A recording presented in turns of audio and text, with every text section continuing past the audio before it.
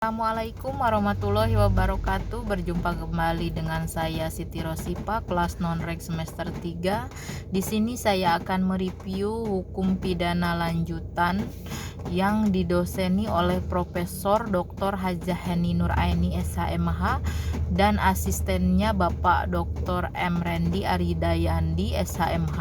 Tugas review pertemuan kelima hukum pidana lanjutan kali ini tentang bab 2 penyertaan atau delnaming, part 3 bentuk keempat penganjur atau whitlocking, yaitu orang yang menggerakkan orang lain untuk melakukan suatu tindak pidana dengan menggunakan sarana-sarana yang ditentukan oleh undang-undang. Jadi antara penganjur dengan menyuruh melakukan hampir sama, yaitu adanya usaha untuk menggerakkan orang lain sebagai pelaku material atau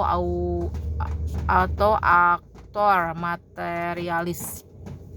Perbedaannya adalah: 1. Dalam penganjur, sarana yang digunakan diatur dalam pasal 55 ayat 1 sub kedua, yaitu diatur secara limitatif atau terbatas. 2. Dalam pembujukan, orang yang membujuk tersebut autor intelektualis, dan yang dibujuk atau digerakkan disebut aktor materialis.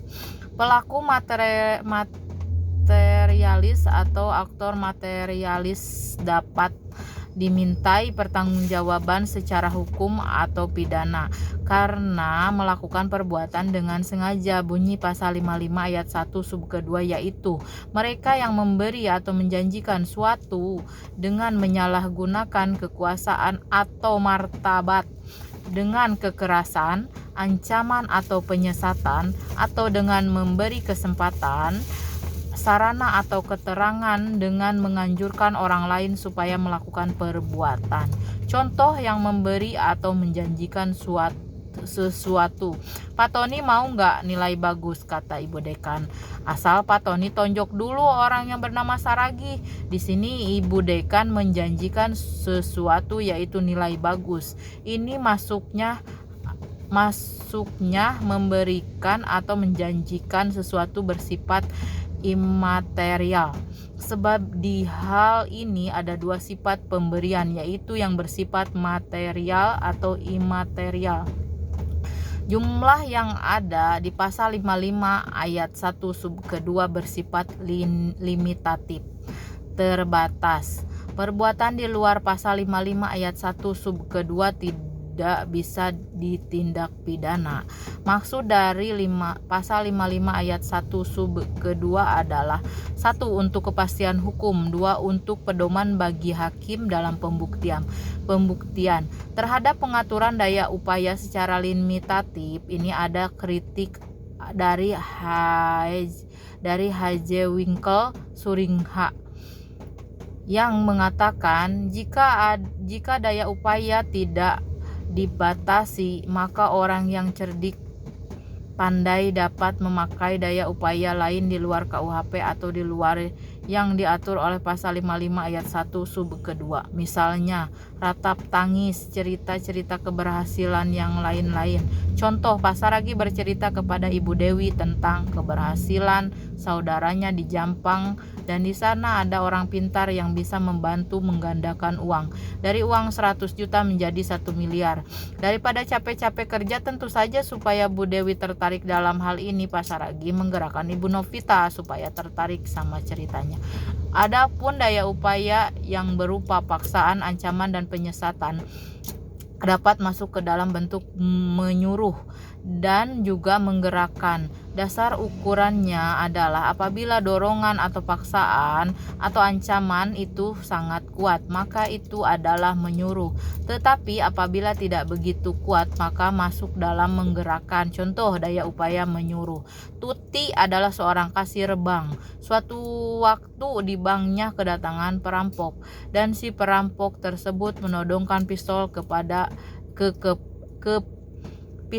kepala Tuti supaya membuka berangkas kasir dan mengambil uangnya. Yang ada dalam berangkas tersebut yang ada dalam berangkas tersebut.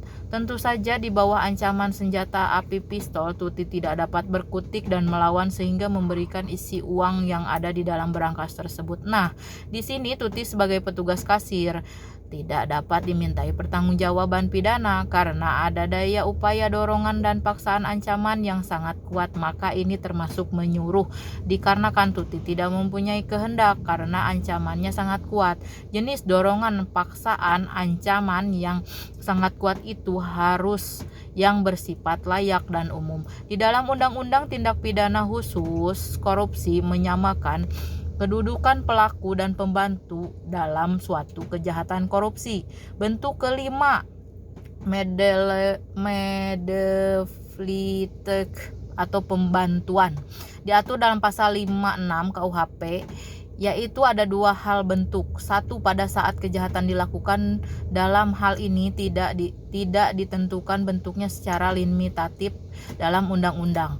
Sebelum kejahatan dilakukan, dalam hal ini undang-undang memberikan batasan atau limitatif, yaitu berupa memberikan kesempatan, sarana atau keterangan. Satu, pertanggungjawaban pembantu. KUHP mengatur pemindanaan untuk pembantuan adalah lebih ringan daripada pelaku. Pada pasal 57 ayat 1 dan ayat 2 KUHP, yaitu maksimum pidana pokok dikurangi sepertiga ayat 1. Apabila kejahatan diancam pidana mati atau seumur hidup, maka maksimum pidananya adalah 15 tahun ayat 2. Pengecualian terhadap prinsip di atas adalah pasal 333 ayat 4, merampas kemerdekaan orang untuk membantu dipidana sama dengan pelaku. Pembantu dipidana sama dengan pelaku. Pasal 232 ayat 3, penyimpanan barang. Pembantu dipidana sama dengan pelaku. Pidana tambahan untuk pembantu sama dengan pelaku, pasal 57 ayat 3. Pasal tambahannya sesuai yang tercantum dalam pasal 10 sub B. Dalam pertanggungjawaban pembantu, KUHP menganut sistem